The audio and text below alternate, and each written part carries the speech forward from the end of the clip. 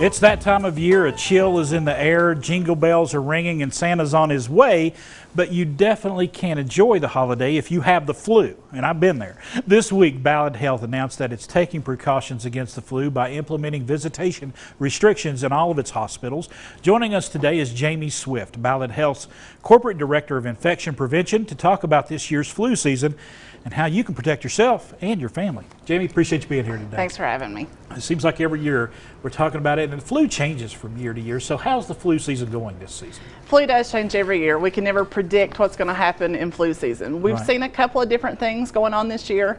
So we're starting to see influenza B circulate early. So typically in a normal flu season, we don't see B circulating this early.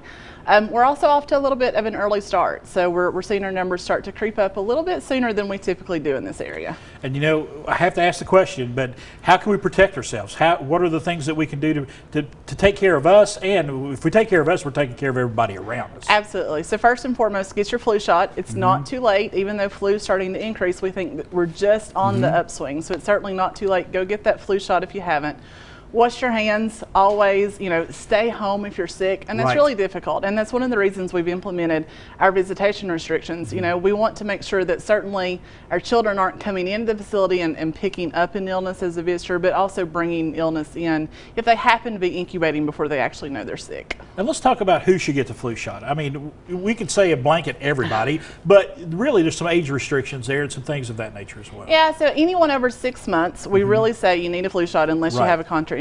So there's certainly the higher risk groups, which are our elderly, our children, but certainly if you're over 6 months, you're not allergic to the influenza vaccine, then everyone needs their flu shot. All right, very good.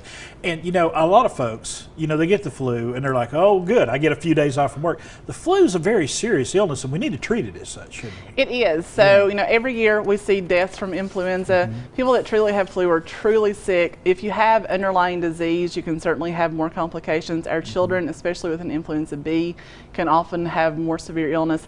And every year there are thousands of deaths related to flu. Absolutely. Flu shot. Let's talk about the flu shot itself, because a lot of folks are like, well, I might get the flu from the flu shot, or there's some side effects. Let's talk about that. I promise you cannot get the flu from the flu shot. You cannot. So it's an inactivated virus, so truly you cannot get the flu. Some people may have a mild reaction, so arm soreness, run a low-grade fever, that's normal. That's your body reacting to that. There's always the off chance that you had been exposed to flu, were incubating, and just happened to get sick at the same time you got your vaccine. It happens all the time, and it's a rare thing. But you got to get that flu shot. Jamie, thank you so much. Thank you. Taking some time today. We got a website right there, folks. That is the key. Get on that website, find out everything you need to do to get yourself safe and your family and your friends and everyone safe around you from the flu this season.